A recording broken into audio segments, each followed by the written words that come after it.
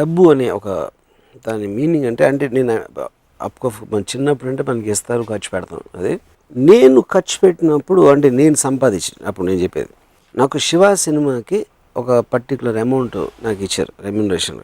అది మా grand father నన్ను ఎక్కడో ఒక ప్లాట్ కుక్కట్పల్లిలో ఎక్కడో ప్లాట్ కొనుక్కుని అది పెట్టుకో అదని చెప్తే నేను దాన్ని తీసుకెళ్ళి ఒక అద్దె ఆఫీస్లో ఫర్నిచర్ ఖర్చు పెట్టాను మొత్తం. సో ద పాయింట్ ఏంటంటే the money for me is not about security. 95% of the people ఇన్సెక్యూరిటీలోంచి డబ్బులు సంపాదించాలి, అక్కడ పెట్టేసుకోవాలి, ప్రాపర్టీస్ కొనేసేయాలని అనే ఆస్పెక్ట్ ఉంటుంది. ఎందుకంటే రేపు ఉండదేమో, రేపు పొద్దున్న నాకున్న టాలెంట్ ఉండదేమో, లేకపోతే ఇంకోటి ఏదో ఉండదేమో అనే ఒక ఫియర్ సైకాసిస్ నుంచి వస్తుంది అది. సో నేను మా గ్రాండ్ ఫాదర్ ఎలా ఇచ్చారు అంటే, ఇప్పుడు ఈ ₹1,00,000 బ్యాంక్లో పెడితే రికరింగ్ డిపాజిట్ అలాంటి స్కీమ్లు ఏమి ఉంటాయి, 7 సంవత్సరాల తర్వాత అది 2 లక్షలు ఎంత అవుతుంది సంథింగ్ లేదా ఆ టైంలో నేను చెప్పేది. నేను ఆ ₹1,00,000 ఇవాళే ఖర్చు పెట్టేసి రేపు వస్తే వస్తుంది, రేపు వస్తుంది అనే అంటే ఒక ధీమా అవ్వచ్చు, confidence, what ever it is, you know. So in effect what I'm trying to say, for me money is a means, it's not the end. డబ్బుతో ఏం చేయాలి అనేది ఇంపార్టెంట్, కానీ డబ్బు should not be the end అనేది నా కాన్సెప్ట్. డబ్బు అయితే అవసరం జీవితంలో ఆబ్వియస్లీ. ఎందుకంటే డబ్బు ఎందుకు అవసరం అంటే, డబ్బు is nothing but power. Civilized టర్మ్స్లో మీకు డబ్బు అనేది it is a converter of energy. ఇప్పుడు డబ్బు అనేది ఎలా స్టార్ట్ అయి ఉంటుంది, అడవిలో ట్రైబల్స్ ఉంటారు, వాళ్ళు వెళ్ళి వేటకెళ్తారు, వేటకెళ్ళి ఒక జంకును ఏదో చంపి దాన్ని తినేసి పడుకుంటారు. అలా అన్ని యానిమల్స్, ప్యాక్ యానిమల్స్ అన్నీ అవి చేస్తాయి, సింహాలు కానీ పులులు కానీ అలాంటివన్నీ. అప్పుడు ఒక్కడికి ఒక ఐడియా వచ్చింది, ఏంటి, నేను చిన్న ప్లాంట్స్ పెట్టి దాంట్లోంచి ఏదో పండిస్తాను అనుకున్నాడు. సో ఆడు వేటకి వెళ్ళడానికి వీల్లేదు. ఇంకా వాడికి వచ్చిన ఐడియాని సపోర్ట్ చేయడానికి వేరే వాళ్ళు కూడా వాళ్ళ పనులు మానేసి వీడు ఏదైతే అంటున్నాడో వాడి కోసం వీళ్ళు పని చేయాలి. వాళ్ళు పని చేయడానికి ప్రతిఫలం అనేది వాడు ఇవ్వాలి. అప్పుడు ఎర్లియర్ టైమ్స్లో ఒక బాటర్ సిస్టంలో నువ్వు ఇది చేస్తే అది ఇస్తాను అనేది స్లోగా ఎవల్యూషన్లో కన్వర్ట్ అయ్యి డబ్బు అనేది ఇన్వెంట్ చేశారు. సో అప్పుడు నేను ఒక ఫలానా మనిషికి ₹1000 ఇస్తున్నానంటే 1000, 10,000 వాడెవర్, వాడి దగ్గర ఉన్న టైం కానీ వాడు నా కోసం చేసిన ఒక ఎఫర్ట్ కానీ దానికి ఒక వెలగడుతున్నాను.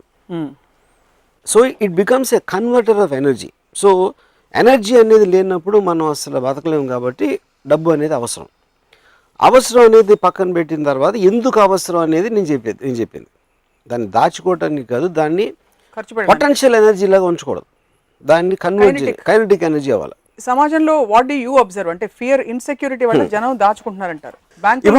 అంటే చిన్న ఎగ్జాంపుల్, రాజా అని నా కజిన్ ఒకడు ఉన్నాడు. వాళ్ళ father is very rich man. వాళ్ళు కారు కొనుక్కుని దాన్ని టార్పాలిన్ క్లాత్ వేసి కప్పేసి దాన్ని బయటికి తీయకుండా వీళ్ళు మాత్రం బస్సులో తిరిగారు. ఎందుకంటే ఒక వాల్యుబుల్ ప్రోడక్ట్, దాన్ని ముట్టుకోకూడదు, బయటికి తీయకూడదు, దుమ్ము పడిపోతుంది అనేది అదే. అలాంటి మనస్తత్వం ఉన్న వాళ్ళకి ఎంత డబ్బు ఉంటే ఏంటి పాయింట్ అసలు. నేను ఒకరోజు కారు కొనుక్కుని దాన్ని దాచేసుకుని మీరు ఆటోలోని బస్సులో దిగటం, డబ్బులు ఉన్నదే ఖర్చు పెట్టాను, కాకపోతే డబ్బులు వాల్యూ ఏంటి అని చెప్పా. అంటే ఆయన అన్నారు, రాజా వాళ్ళ ఫాదరు, మా గ్రాండ్ ఫాదర్ అలా ఆలోచిస్తే మా ఫాదర్ దగ్గర ఉండియా, నా ఫాదర్ ఆలోచిస్తే నా దగ్గర ఉండియా, నేను అలా ఆలోచిస్తే రాజా దగ్గర ఉండియా అని చెప్తే నేను ఏమన్నానంటే, ఇప్పుడు రాజాకి నాలాంటి కొడుకు పుట్టాడు అనుకోండి, మేము మొత్తం 4 తరాలు ఎదవలేకపోతారు కదా, ఎందుకు నేను మొత్తం ఖర్చు పెట్టేస్తాను. మీరు వాళ్ళు సేవ్ చేసి మీ ఫాదర్కి ఇచ్చి, మీ ఫాదర్ సేవ్ మీకు సేవ్ చేసి రాజాకి ఇచ్చింది మొత్తం అవగొట్టేస్తాను. అప్పుడు ఎవరైనట్టు. So the point for me is that. So it is power. Money is nothing but power. Make things happen with the power of money is what the greatness of it should be. So not to keep it home. In that context, do you believe that more money is equal to more power? 100%, provided you use it. And provided you employ the money, you are converting into energy. మీరు బ్యాంక్లో ఉంటుంది, bank is not powerful, it is just storing the money. దాని అప్లికేషన్లో మీరు పెట్టినప్పుడు, దాంట్లోంచి మీరు work generate చేసినప్పుడు, దాంట్లోంచి మీరు ఒక ప్రోడక్ట్స్ జనరేట్ చేసినప్పుడు, ఒక వర్క్ ఫోర్స్ క్రియేట్ చేసినప్పుడు, that is when it is. So 3 examples ఇస్తాను. ఎల్లయ్య బోల్డ్ డబ్బులు ఉన్నాయి కానీ బ్యాంక్లో దాచుకుని కోటీశ్వరుడు. పుల్లయ్య బోల్డ్ డబ్బులు ఉన్నాయి, ఖర్చు పెడుతున్నాడు, విచ్చలవిడ ఖర్చు పెడుతున్నాడు. మల్లయ్య డబ్బులు లేవు కానీ ఇన్నర్ పవర్ చాలా ఉంది, తన శక్తిని తను నమ్ముకుంటాడు. ఎవరు పవర్? బట్ ఇన్నర్ పవర్ అంటే ఏంటి, మీనింగ్ ఏంటి? ఇన్నర్ పవర్ అంటే తనకు ఎప్పుడు కావాలంటే అప్పుడు సంపాదించుకునే శక్తి ఉంది. ఎలా చెప్తాను. ఇప్పుడు సపోజ్ అంటే ఐఎమ్ జస్ట్ గివింగ్ ఎగ్జాంపుల్, ఒక కుక్క ఉందనుకోండి, ఆ కుక్క అరుస్తుంది, లేకపోతే ఎక్కడో పడుకుంటుంది, ఏదో దొరికితే తింటుంది. దానికి డబ్బుతో సంబంధమే లేదు.